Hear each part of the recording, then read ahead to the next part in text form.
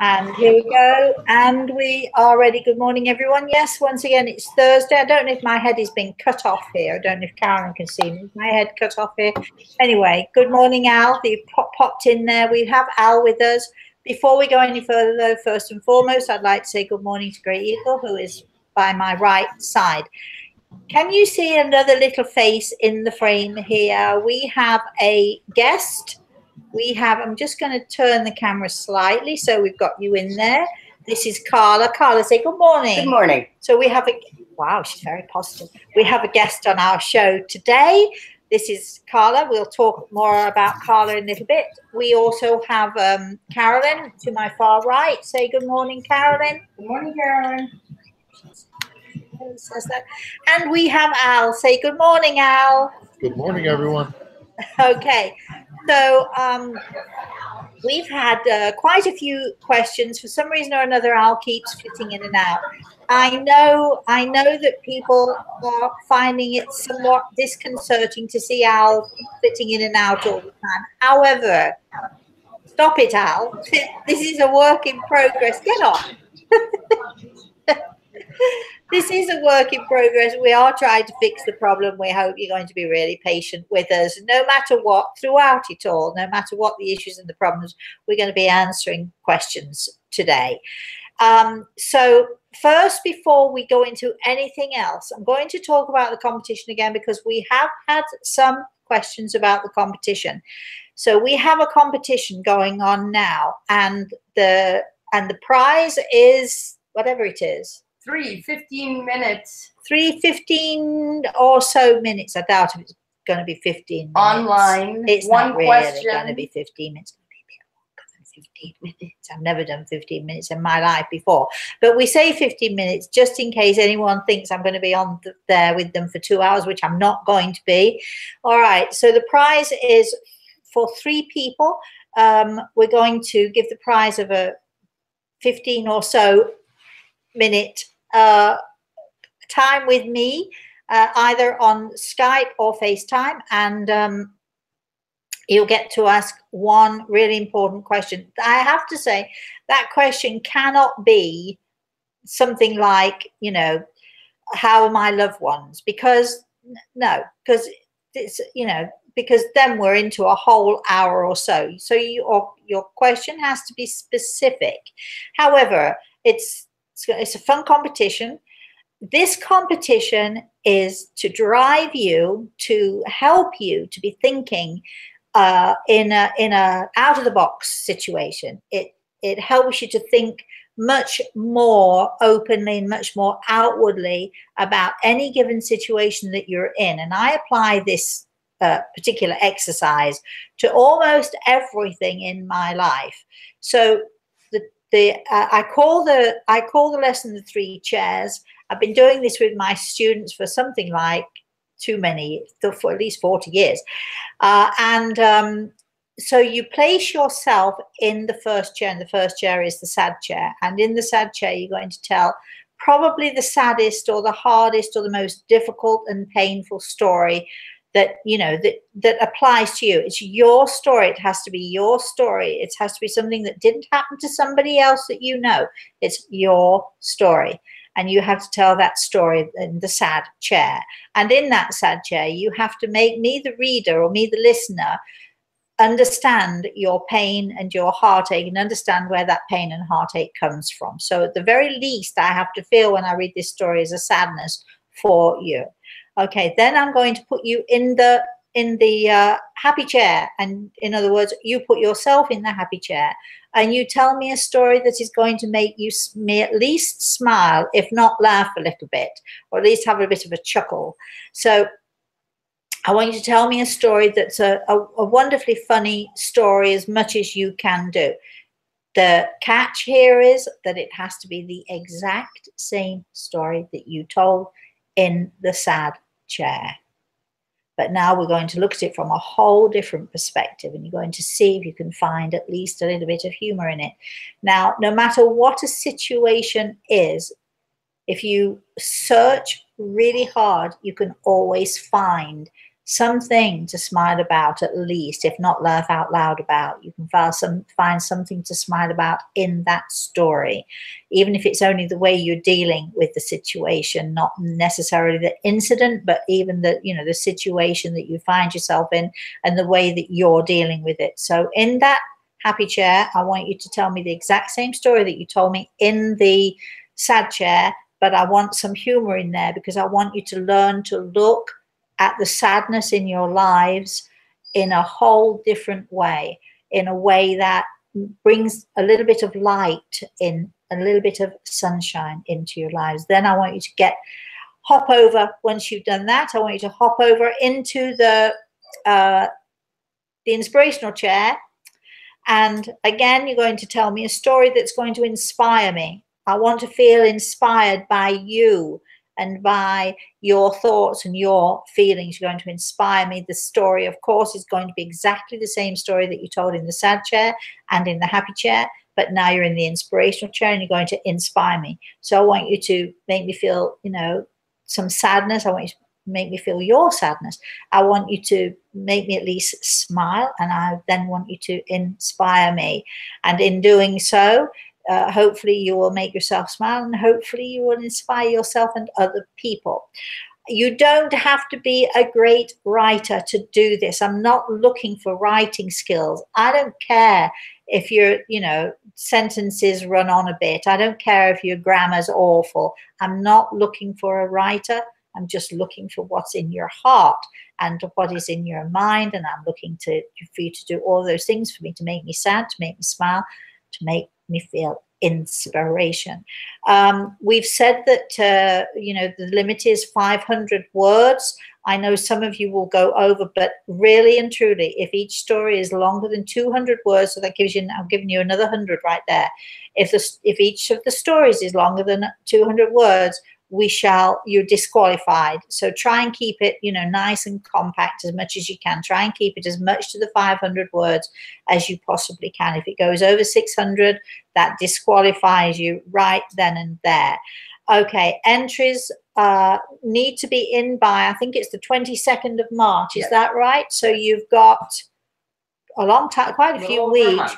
You've got over a month to do this. You've got, you know, so get cracking. I'm really looking forward to hearing your stories, to reading your stories.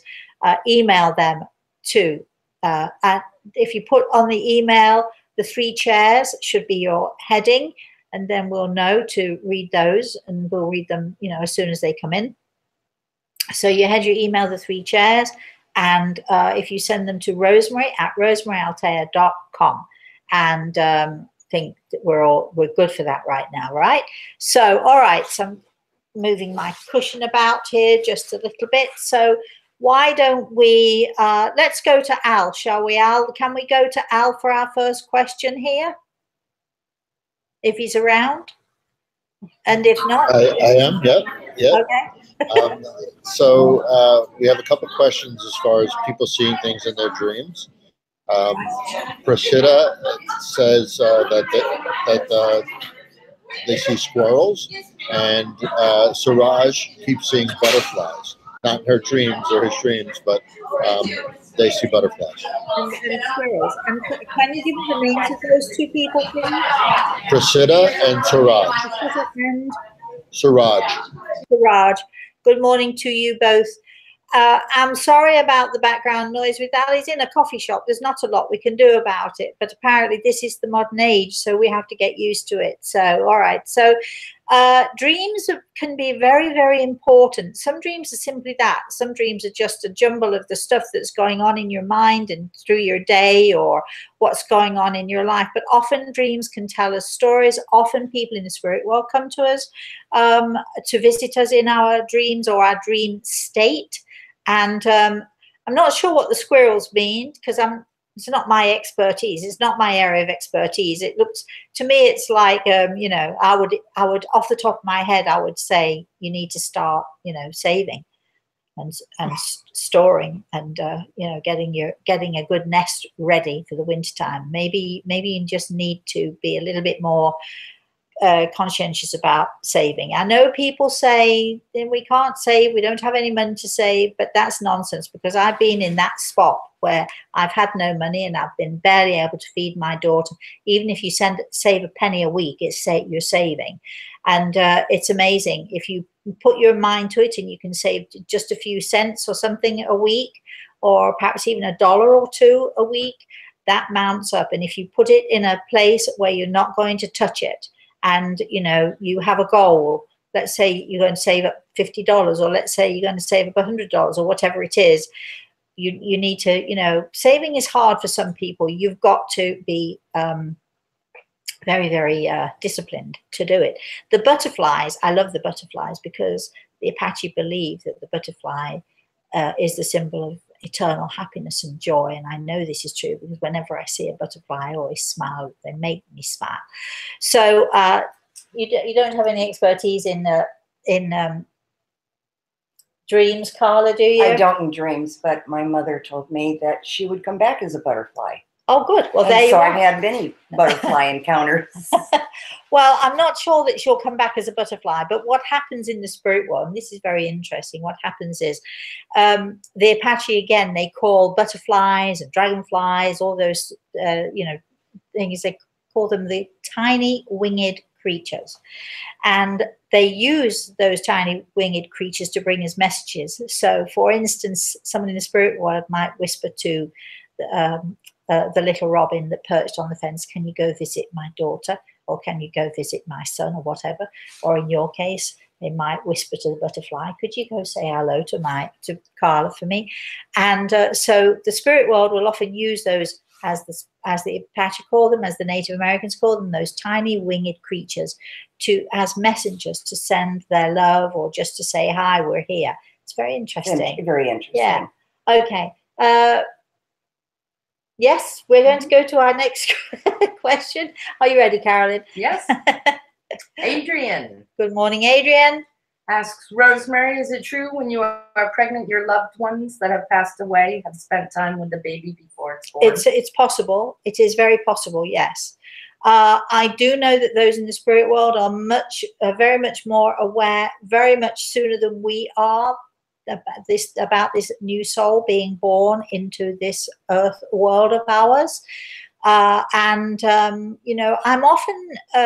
often told to tell someone, about their newborn, or even when the baby's still in the tummy, that this child has been blessed by angels, or I often see stardust. When I see, this is interesting, when I see someone who's pregnant, even if they don't know it themselves, because we don't always do it, when even in the very early stages, or just prior to them becoming pregnant, if I see someone, I'll often see, it's hard to describe it, but if you've ever seen a Disney movie, and who hasn't seen a Disney movie, but when the fairy comes or waves a wand or something, and they have that wonderful sparkly silvery light going on, I will see that right at the place where the baby is seated or about to be seated, but I will see that with a pregnant woman, whether they know it or not. Going to have to keep my mouth very tightly closed, because I don't like telling secrets unless someone specifically asks. I'm not going to divulge. Oh, so I see you're pregnant. Although I don't know if my friend Kay is listening this morning, but my friend Kay Warburton. But I remember she had 2 daughters, and she came to me for a consult. Well, I've got to say something then, haven't I? And I said to her, I see you're pregnant, because I could see this wonderful, glittery, beautifully shiny fairy dust almost centered around her. She was so furious with me, because she did not want to be pregnant. She didn't want to have another baby. She was happy with the 2 that she got. And she said to me, don't say that. Don't say that. And I'm thinking, too late. And sure enough, the 3rd daughter, Jessica, is beautiful, beautiful. And even though Kay didn't want another child, she absolutely worships and adores this little girl and wouldn't be without her. Not so little anymore. All right. Al, do we have a question? Yes, so Tanya has a person that she feels is really bad in her life, and she prays for her, but she says she's jealous and bitter towards her, and she wants to know what she can do. I don't really understand that question there. So she has somebody who's very negative in her life, and she wants to kind of see what she can do to make it better. I got it. Thank you. Well, all you can do when you do have somebody who's negative in your life and tries to bring you down, or for whatever reason, jealousy or whatever it is, all you can do is bring light and more light, and to try to be as positive and as happy as you can be. You can't change somebody else. You can't change somebody else's mind. You can't change somebody else's attitude except by changing your own. And if you are bright and happy and treat that person with joy and happiness, no matter what, then that should combat it. If it does not, you have to remove yourself from that person and just walk away. Now, Carla's sitting here nodding. Do you want to say anything to that, Carla? No, I feel much better since I relieved myself of a negative force recently in my life. Well, that's good. Any reason why? Any reason why? No, I think it's been ongoing for a number of years, and it was time. Good, good. Sometimes people come into your life, don't they? And they stay for a while. And did we have this conversation before? We did. I thought it was interesting what you shared with me about the Buddhist thinking, though. Yes, the Buddhists believe that you go into a field, you camp in the field, you take what you can from the field, you take the nurturing and so on and so forth, and then at some point it's time to move to another field. You pick up all your stuff and off you go to the next field. Don't be sad about leaving the field behind, the one, because it gave you what it needed to give to you. You took what you needed from it, and you're moving on to better ground and more fertile ground. Yeah, the Buddhists have lovely attitude. I think a great attitude. I think at one point I thought seriously about maybe becoming a Buddhist. I don't know if you can become a Buddhist actually, but anyway, when I was at school, I did a whole thing about the Buddhist religion, and it's lovely. It's a lovely way of thinking about things. They have just a lovely, calming, gentle way of thinking about things. I know somebody's going to write in now and talk about all the sacrifices and all the rest of it, but that's not for me. Anyway, all right. So, Al, can we have another question from you, please? Yeah, I love this question. What is the most important thing Who's asking the question? This is Sharon. Sharon, good morning, Sharon. What is the most important thing that you and Greg Eagle want us to understand about the spirit world? Oh, geez, thanks. I bet you do love that question. Well, I'm having to reach here to Greg Eagle because I really feel that he should answer that question, not me. Because I want for myself, I want learning, growth, understanding. I want us to be kind. I want us to learn kindness and gentleness, and Greg Eagle's taught me that.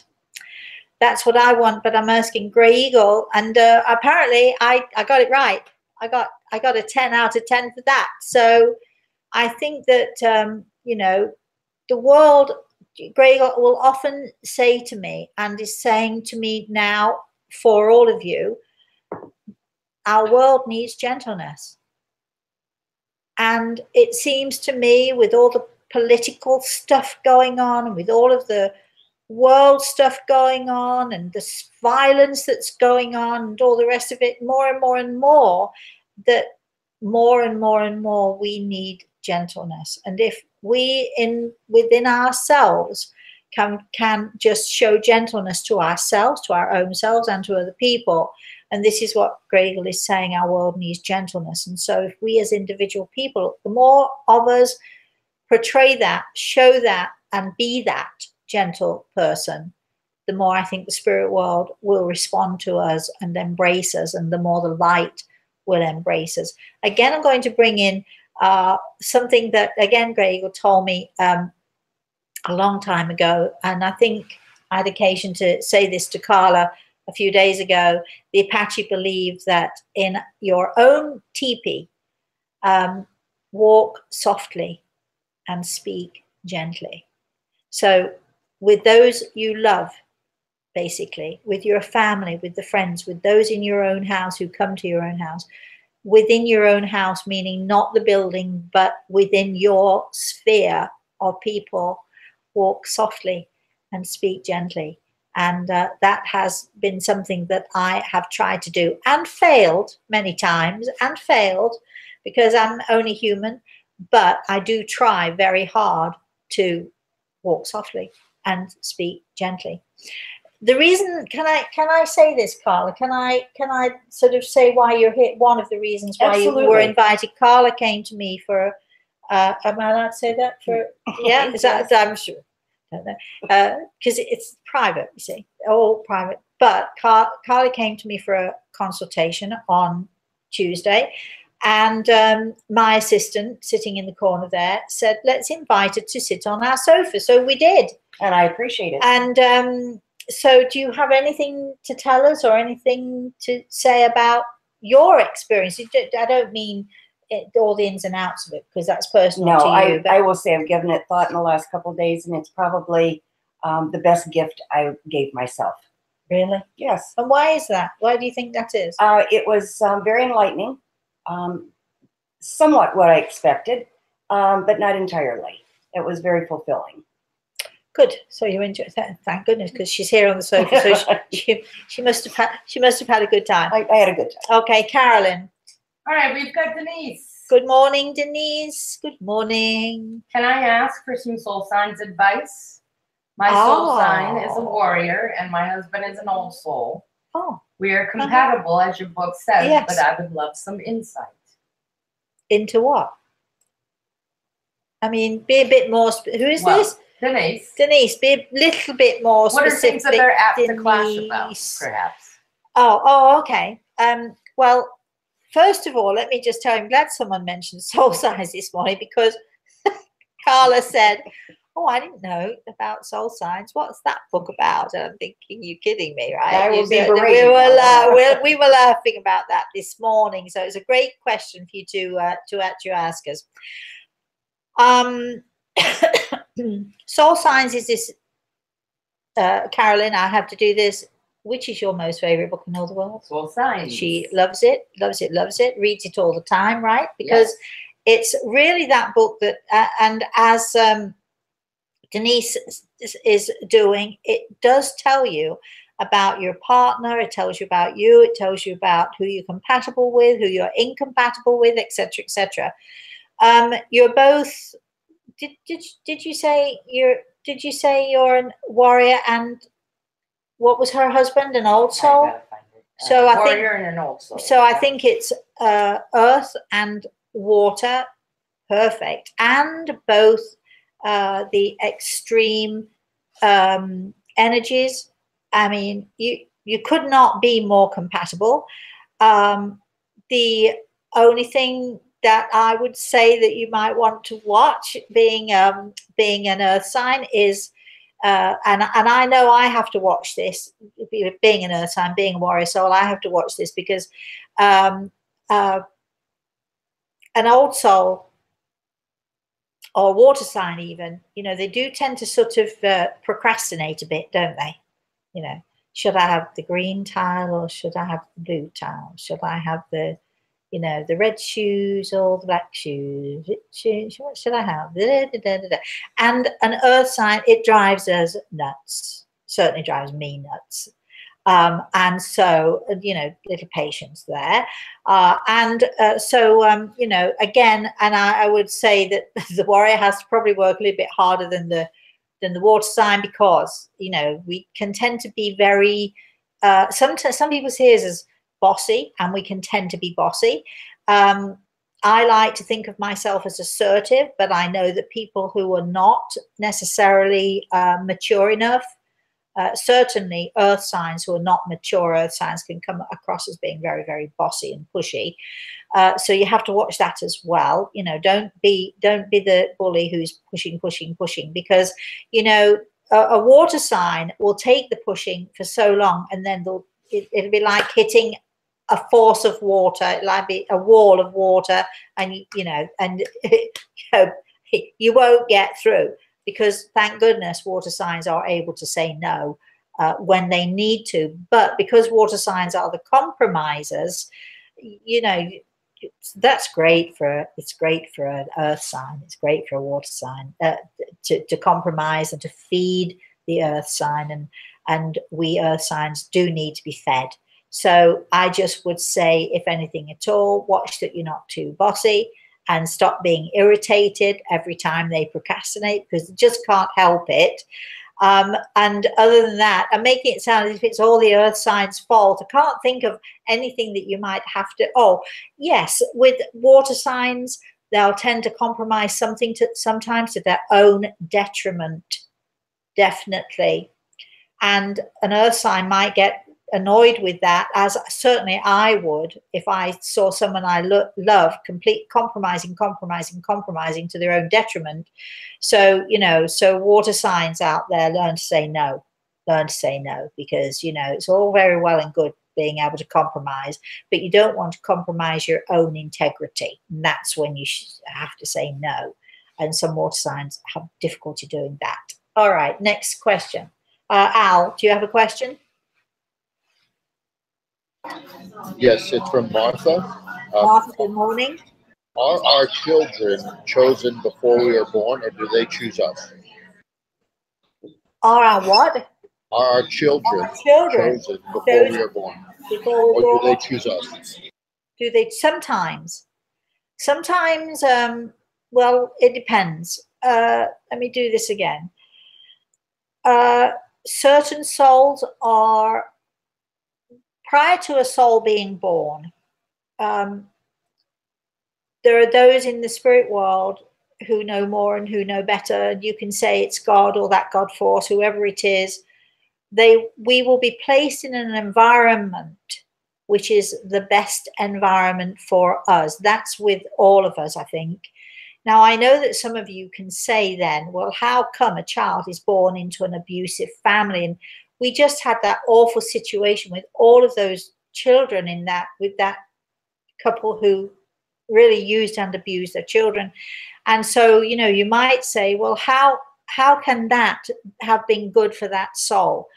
But if you bear in mind that the pain that we receive and the heartache that we go through when we're here on this earth is to help our soul, to expand our soul's knowledge, to expand our soul's growth. And, at the end of the day, this earth life of ours is a blink of an eye, and whatever we have to suffer, and a lot of us do suffer tremendously, whatever we have to suffer is for the benefit and for the growth of the soul.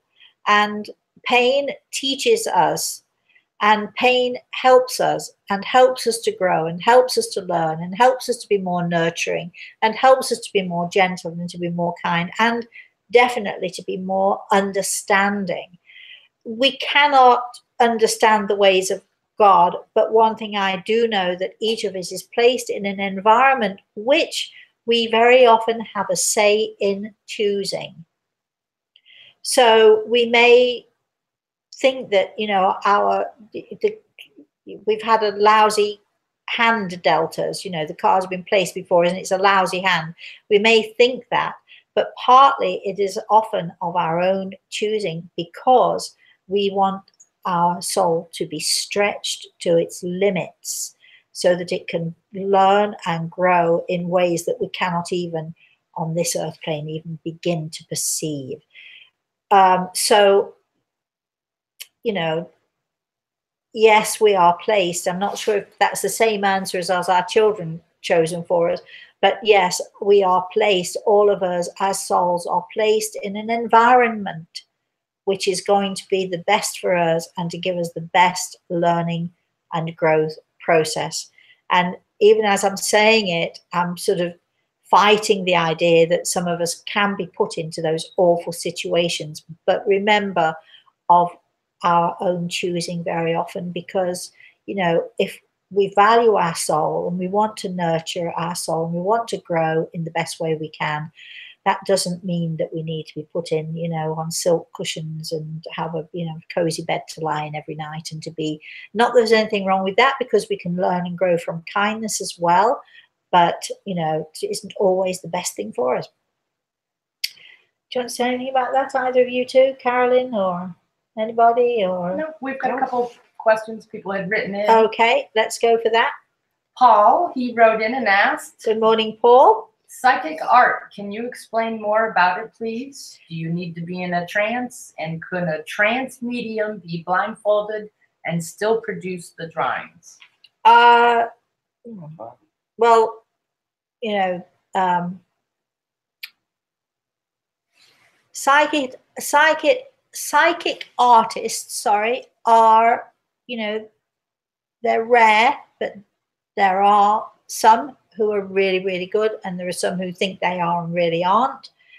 In order to be a psychic artist, you have to be in tune with the person who it is that you're drawing, and you have to make that connection just the same way, Carla, that I made a connection with your mother, right?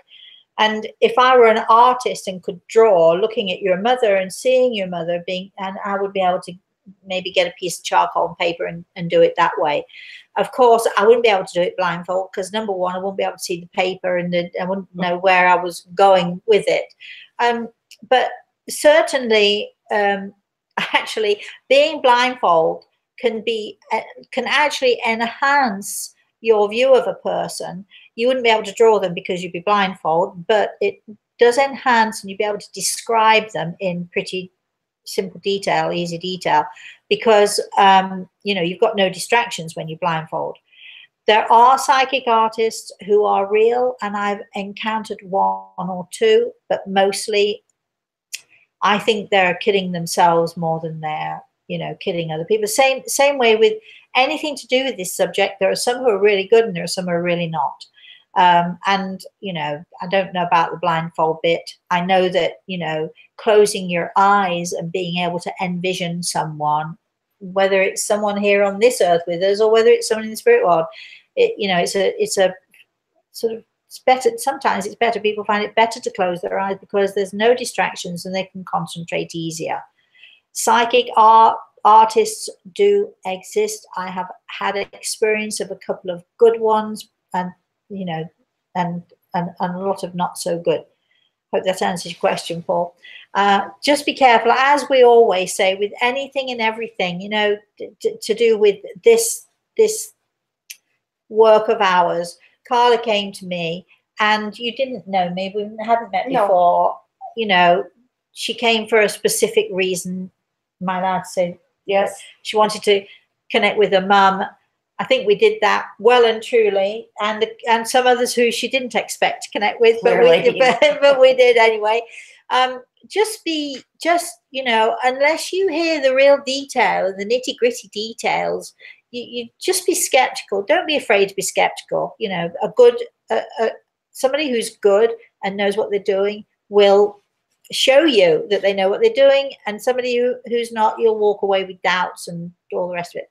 Did you want to say something? I know that Carolyn is itching here to say something. Do you want to come into the frame? No, I'm good. I wanted to ask Carla, if had you ever been to any other spiritual mediums before? Not like Rosemary.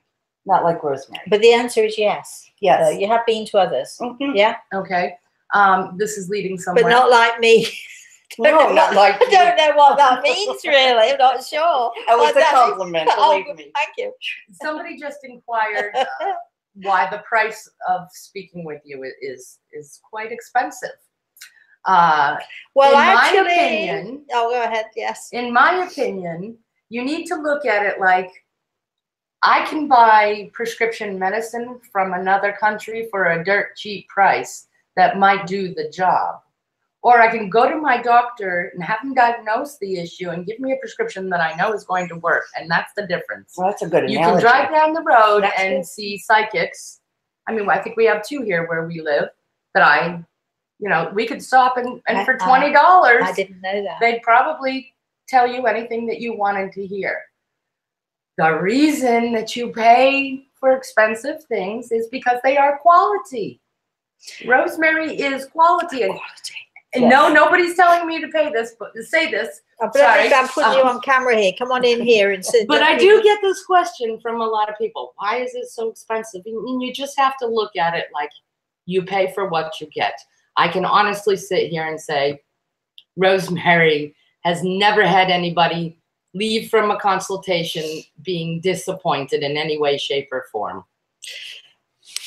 I think it's important, though, for you to say what you told me if you're not happy with what I told you. Of course. Well, yeah. People sometimes, it is true that on occasion, it doesn't happen to me very often, thank goodness, but on occasion, you know, for whatever reason, something isn't working. And if it isn't working, or if it isn't working satisfactorily to my standards, which are very high, then I'll say, look, if it's, you know, if you're not happy, or if it's not working to my standards, we'll just keep doing this and doing this and doing this until we get it right.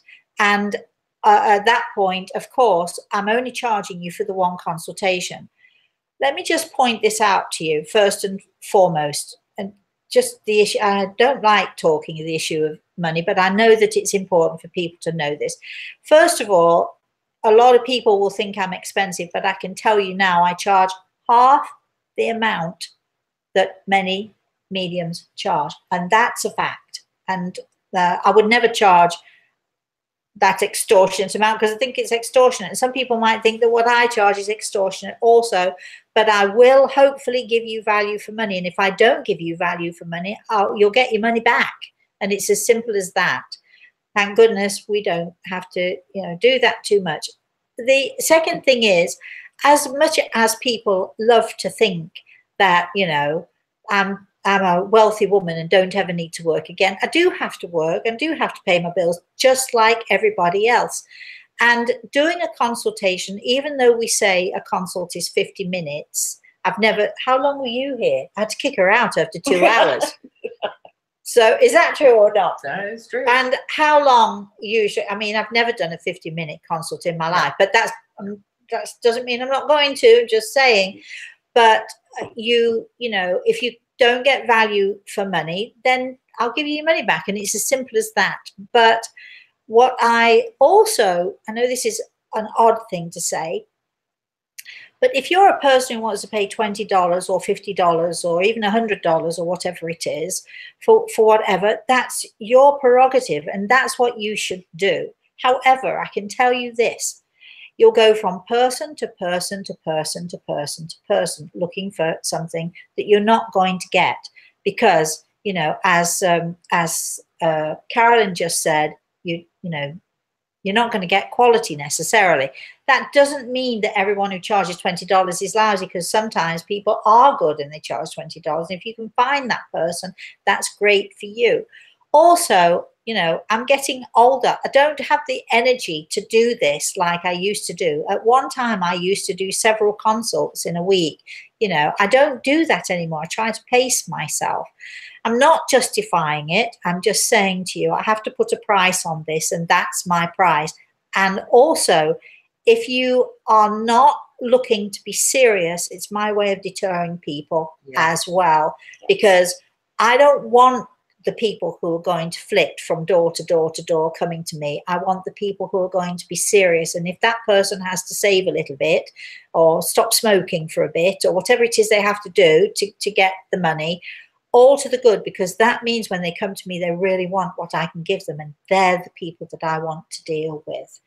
I know it's hard. We do sometimes make exceptions and we do help people out. Well, and you do volunteer. I do volunteer a great deal. Yes. It's true. Yes. I do. And I often talk to people and don't charge anything at all. But we have to charge. Al, you're in here listening to this conversation. Briefly, do you want to say anything briefly? All I can say is that anyone who has reservations going into a consult with you does not have those reservations coming out. They're more than happy that they either saved or spent the money. And, you know, the experience I've seen firsthand that when they're sitting with you and working with you, has changed the lives of everybody who I've witnessed doing with you. So if they have reservations going in, they never have them coming out because they realize how much it's worth to them. You know, everybody thinks I'm paying you all I know. that I can afford to pay. They can afford to pay because charge so much for this. But anyway, I think what people really need to understand is that what I do changes people's lives and touches people's hearts. I once had someone describe that what happens is I literally reach in, I take your heart out, I show it to you, I give you, you know, whatever I can give you, and then I very gently put it right back in again. I don't know if that's your experience, but not quite. Not quite. I'm a little squeamish. But basically, you know, I think enough. So, all right, Al, can we have another question? No, nothing more about money, please. That's enough. So this question's about meditation from Priscilla. Priscilla meditates, and I think it works for Priscilla. And he wants to know, or she wants to know, if it helps loved ones in the spirit world as well when he or she meditates. Well, actually, I think we have another question, don't we, that was written in today? Because I know Priscilla has had a question, but did we have another question from someone who meditated? Yes, from someone who meditated? Oh, yes, Maggie. Maggie was wondering, right, if you live in a house that is chaotic, where or how do you find some relaxing time for yourself to meditate? Well, I think you have to be very selfish with yourself. You have to go to the nearest park, ditch the dog, ditch the kids, give them to the husband or give them to the neighbor or whoever it is who takes care of your kids. Because if you tell me that you don't have any quiet time, I don't believe it, because you can find it. Either first thing in the morning, get up earlier than you would. Get up before the dog wakes up. Get up before the kids wake up. Take that hour, wake up earlier, or go to bed. And when everyone in the house is asleep, go to bed. If you've got a dog breathing down your neck, I mean, I meditate, I don't really meditate so much, but if I were to meditate or be giving healing, my dog doesn't bother me. But if it bothers you, shove it in the bathroom or shove it in the kitchen. Yes, I'm a dog lover. Don't shout at me for saying shove your dog out of the way. If you want to meditate, you know, I know it's tough, but get up. I know it's tough, but, you know, you'll say, well, I don't want to get up that half hour early because I hardly get enough sleep as it is. But if meditation is important to you, that's what you will do. And through your meditation, even if you got up an hour earlier, through your meditation, you get far more relaxing and far more benefit from your meditation than ever you would from that extra hour or half an hour of sleep that you get. Does the spirit world see us?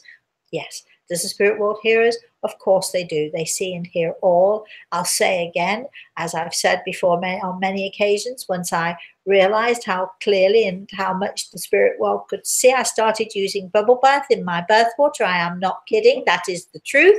That's what I did. I enjoyed not that it stops them from looking right through, but it just made me feel better. Carla, do you meditate? Do you meditate? No, yes. You thought I was going to say, do you use bubble bath, right? Do you meditate? Yes, I do. And how do you find it then? How do you find it? I find it very relaxing, but it's easy for me now because my children are gone. Right. And it's not as hard for me now to find the time or a place to do it. Right, right. But you find it beneficial enough. Absolutely. Would you get up an hour earlier in the morning if you? But I don't have to now. Okay, right. Carolyn, can I have another question? All right. Denise, she's already asked a question, but this is very interesting. All right, let's have another question. Good morning again, Denise. We don't care, really. I've always felt a strong connection to the spirit world. I have seriously considered becoming a medium, but have doubts. Good for you. Would the spirits hold back from contacting me if I am uncertain? I'm glad you've got doubts, and my instinct is to say don't do it, because the last thing we need are more second-rate mediums. I don't mean to be critical of you when I say that, but I feel talking to you, and Grail has put his hand on my shoulder as I'm talking to you, and definitely I would think that your expertise should be, and your energy should be put towards healing. And, you know, there wouldn't be any uncertainty then whatsoever. You should not be an uncertain medium. You shouldn't be doing it if you are. And what will often happen in those, you know, in those situations is people can't determine what is imagination and what is real. So I don't teach people mediumship. I just absolutely refuse to do it because, again, what I said earlier, what I do touches people's hearts and it changes people's lives. And to be responsible for such a thing, you have to be absolutely certain, sure what it is that you're doing. And you have to have a connection as clear as a bell. And if you don't, you shouldn't do it. And you shouldn't be convincing yourself to do it either. You know, people cause lots and lots of damage. Would be, could be, wannabe mediums can cause lots of damage. Would you agree? Absolutely. I mean, have you ever been in that situation where somebody said something to you that they well, not so much shouldn't have said, but the vagueness of what is said, yeah, creates doubt. It does create doubt, and it does. I remember being on a TV show in England once. There was this woman, such a sad situation. She'd lost a daughter, and she'd gone to medium after medium after medium after medium. Not me. I was not there at the time. And she had so many bad experiences and so much vague information that she was so angry, quite rightly, that she turned against the idea of it and refused to hear anyone. And she was on this TV show with me, trying, you know, showing people what happens when you go to see a medium is, and unfortunately, that is what happens. Second-rate mediums, just like second-rate doctors, just like second-rate anything you go to anywhere. It's not just mediumship that has the second-rate people. Second-rate anything causes doubts and can take your faith away. And in this woman's case, she did not believe that her daughter existed. She did not believe in life after death. She was absolutely adamant about it. And the greatest shame of all was that I could see her daughter standing next to her. Oh dear. Trying to show her differently, to help her to see differently. But I knew in that circumstance, there was nothing I could actually do about that because the woman had made up her mind. She'd had so many bad experiences. So just be careful. Just be careful. It is a shame. And Maggie, you know, you have healing hands. Use those, you know, just go in that direction is what I'm going to say. Al, do you want another question? So Connie asks, does weather change effect on the number of people that come through, such as a rainy or sunny day or snowy day? Oh, well, good morning, Connie. That's a great question because we're talking about energy, aren't we? When we're talking about weather and so on, and does that change or make a difference to a medium seeing, connecting in some way? Not for me. The only thing it does is it ruins, if we're on a Skype call or if we're on a FaceTime call, we've got a thunderstorm here, the electrics go crazy and I'm not able to see the person who's here in our world. But no, not at all. It doesn't. I can't speak for every medium because every medium works differently. But for me, it does not make one jot of difference one way or the other, actually. I mean, I've been in major rainstorms and hurricanes and been able to do what I do. And I've been on the sunny beach or sitting by the pool in the sunshine with no clouds whatsoever and been able to do what I do. So no, it doesn't make it. But what a great question. That's a really good thought out question because it is all about energy. Can you hand me, talking about energy, I'm going to bring us some red energy in here because it's soon to be Valentine's Day. But more importantly, It's my grandson's birthday on Monday, and he'll be, oh, excuse me, and he'll be 5 years old. He's my darling. He's adorable. So I'm going to tell you this tiny little story. I told Carla this story earlier on. So I've been knitting him a sweater forever, basically not getting around to it. My sister was here for 3 months, and I had another friend for a month, and then I was with my daughter for another month. So 5 months of doing really very little at all. So now I was back home after the new year, and I thought I'd better start on this sweater. So I'm literally halfway up the back, like not even halfway, by a few inches up the back like this. And I had my nightly phone call with my daughter and my grandson. And at some point he looks at his mum, and of course his birthday's coming up, and his party's on Saturday, and his birthday's on Monday, and it's Valentine's Day on Tuesday. And my darling boy is all about love. His favorite color is red, because red is the color of love, and so on and so forth. So he looks at his mum, he gazes up to her, and he says, Mama, when it's my birthday, I want to wear my new red sweater, my Mosey sweater, because he calls me Mosey. I want to wear my Mosey sweater at my party, on my birthday, and on Valentine's Day. Now, if anybody has never been under pressure, this is serious, serious pressure. So I've been knitting now. I've hurt my fingers, I've hurt my thumbs, I've been knitting so much, but I just thought you'd like to take a good look at my little grandson's Valentine's sweater. Don't know if you can see them. I'm going to put it to the camera a little bit more. It's all cabled and everything. It's beautiful. I make my own patterns, but finally, it doesn't fit me. You can see it doesn't fit me. Finally, my grandson's sweater is done, and he'll be wearing it on Valentine's Day. We are, I think, going to have our, I think this is the final one before Valentine's Day, isn't it? We won't see you next week until I think it's the 15th, yes, and Valentine's Day is the 14th.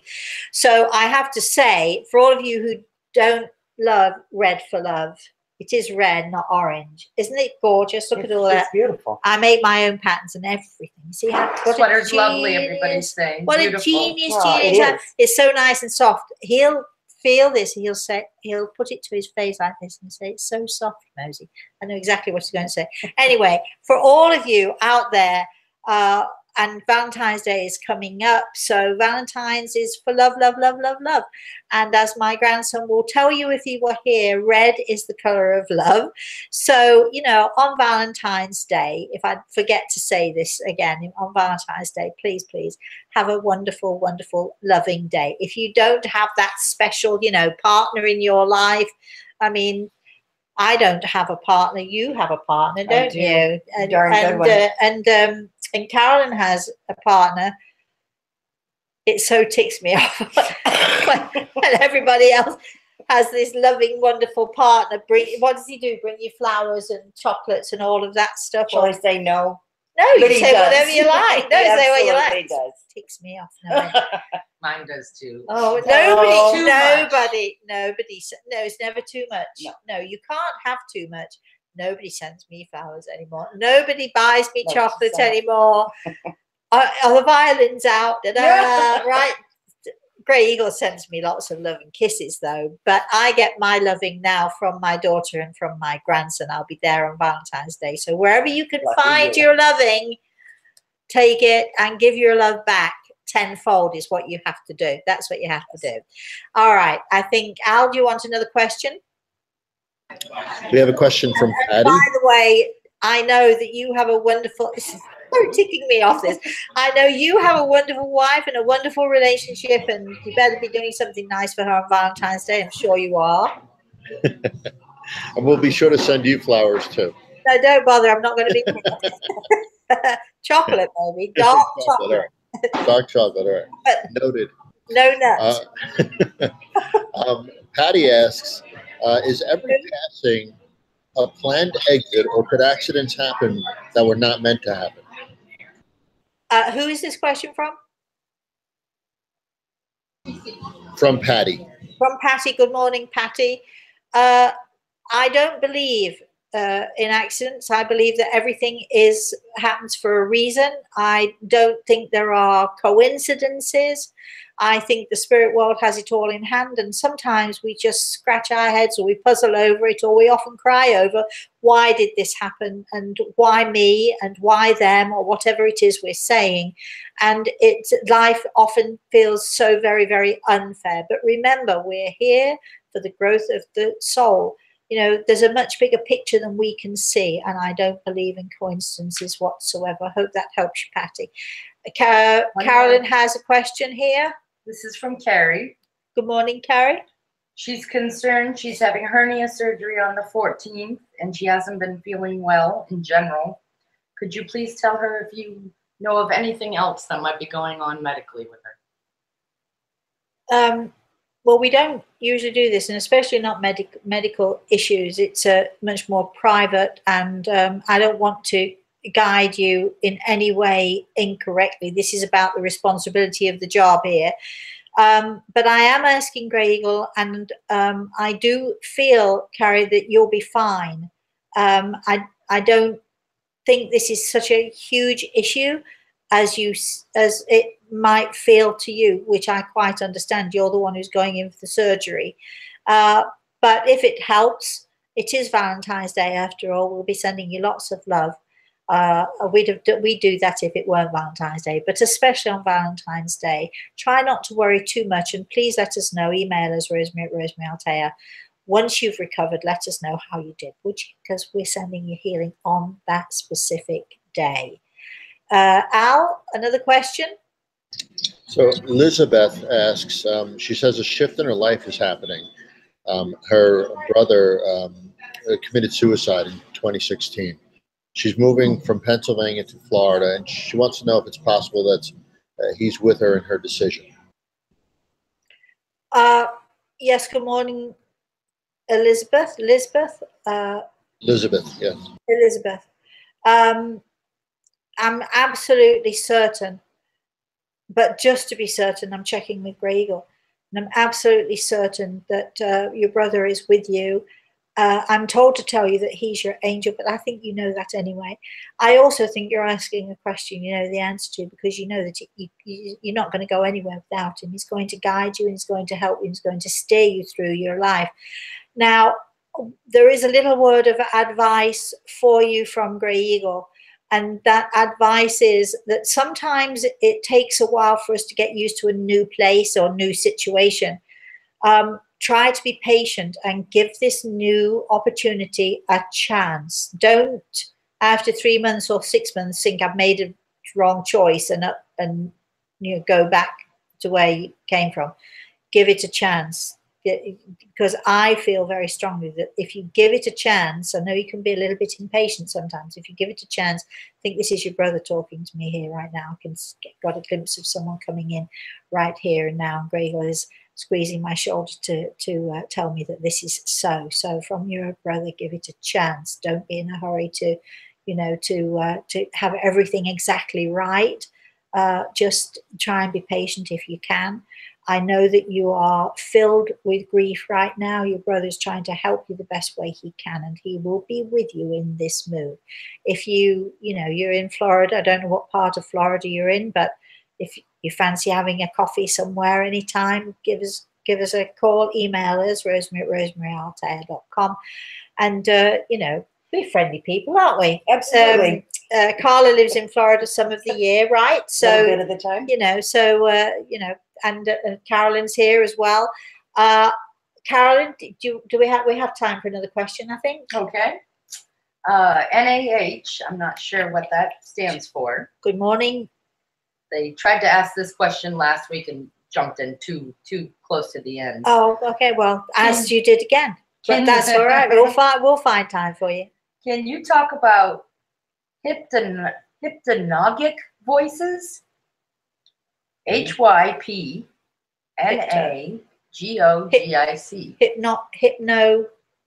Hypnagogic voices.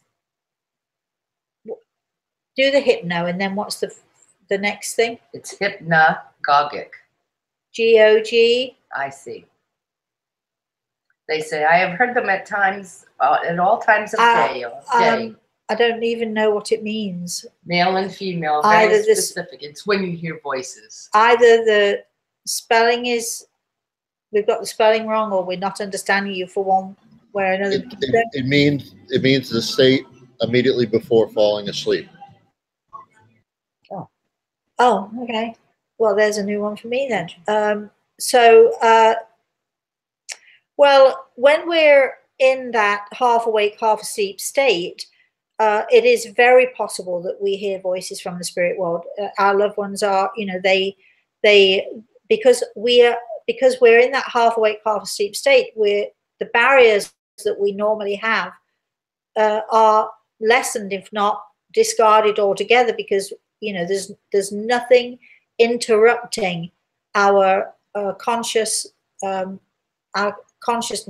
and we are able to raise our level of consciousness to the point where we are able to hear. What was the actual question? Do I believe in it, or what was that? Do you know any information about it? Well, yes, in our sleep state, and if you go back through some of the shows that we've done, you'll see that we've talked about this before, that in our sort of half awake, half asleep state, that wonderful sort of in-between stage is where we're most likely to connect with or to hear someone in the spirit world. That's where we are. Did you want to ask a question, Carla? No, I think you're okay here. Serve my purpose this Tuesday. We have quite a few people who are saying that they are feeling or hearing spirits at night. Is this their imagination? How do they tell? Again, well, you apply the 3-time rule always. If you hear something once, well, that's okay. You need to let it go. If you hear it twice, pay attention. If you hear it a third time, always apply the 3-time rule. If you hear it a third time, pay attention and follow through with it, and just accept it and move on and see, to the next time. And if it continues to happen, that it's real. And if it doesn't continue to happen, it might have been real for that one moment. But I like to apply the 3-time rule because I'm a very skeptical person. But remember again, the spirit world is not about, sitting in a dark room and holding hands in a dark room. That's not what this is about. At night time, when we're in that half awake, half asleep state, think about this. Here we are, we're drifting, but we're still conscious. But there's no TV on. There's no noise. Nobody's talking to us. We're not on the phone. There's nothing distracting us. And this is when our level of consciousness is automatically raised. And those in the spirit world can come to us. Not that they don't come to us all day, every day, because often they will do, but we then hear them. People say, well, I never hear my mother. She never comes to me. Well, how about listening? How about you stop talking, switch off all of your devices, those stupid earphones that people wear all the time. How are you going to hear the spirit world when you've got earphones in your ears and you're listening to some music, or you're listening to a friend yakking on and so on? Take some time to get the earphones out, switch all your devices off, and just be with the spirit world. And if that time is at night time, when you're in that half awake, half asleep state, in that lovely sort of, wonderful place where there are no barriers, and because it's not the spirit world creating the barriers, it's us creating the barriers. Where there are no barriers whatsoever, that's, then pay attention to what happens. And if it continues to happen, count it as something real, and go with it, and pay attention. Stop talking, start listening is the best advice that I can give to all of you. Al, do you want to say anything more before we switch off here? Just the advice you always give me, to write it down. Yes. I think somebody asked me that the other day. If you're in that half awake, half asleep state, look, put a pad and a pen or a pencil by your bedside. And if you see or hear or whatever it is, even if you're half asleep doing it, and if you're writing in scroll that you have to, decipher when you wake up, just write down what it is that you've heard or what it is you're feeling in them. Because the minute we come awake again, you know, it's gone, or most of it's gone. So when it's still fresh in your mind, write it down so that you can take a look at it and examine it and go from there. And if you do that, you know, always take a pad and a pen with you to bed. If you do that and write it down, you'll start to see a pattern forming, and that should tell you whether what you're hearing and seeing is real or not real. All right, then, I think we're done for today. Thank you, Al, very much. It wasn't so noisy today. I could hear some people in the background. I know you're in a coffee shop, but I hope you have a great rest of the day and a great Valentine's Day, should I say. Carolyn, thank you very much. And Carla, thank you too. Oh, thank you for having me. Thank you for coming to sit on our sofa. If you would like to sit on our sofa, just email us, rosemary@rosemaryaltea.com. If you're in the Florida area, it's very easy to do because I'm not, you know, it's easy to travel. And is it fun? Did you have fun? Terrible. All right. And then what else? Remember the competition. Head your exercise, the 3 chairs. I'm encouraging you to do it, whether or not you win, because it's a fabulous exercise for you all to do, for you to learn to think outside of the box and outside of the norm.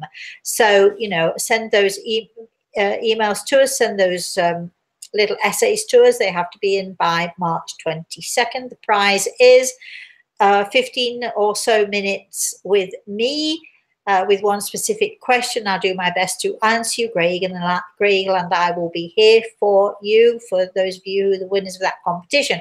You have to subscribe to be eligible for that. So don't forget, click that little subscribe button, which is, I think, down on the right-hand side of your screen right there. It says subscribe.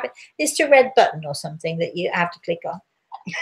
I don't know. I can't see a thing. Right there.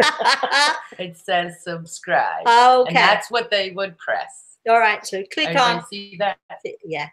So click on subscribe. Thank you. Just click on subscribe and you will be eligible for our competition and for competitions in the future. We are going to be talking more about the lessons and the stuff that we were talking about last week. We're going to be talking more about that next week.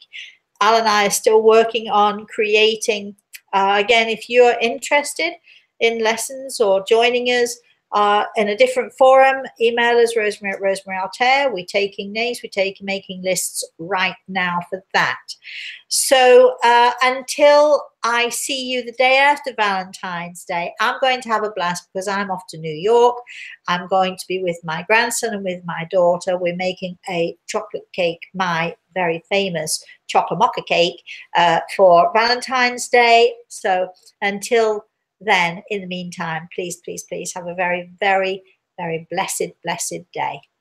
Oh, I forgot to You're switch. welcome, Joyce. I forgot to switch. Who's Joyce? Somebody that was just said, I forgot your show was on, but I got the email and I clicked the link. So whoever sent that, thank you. Okay. Bye-bye.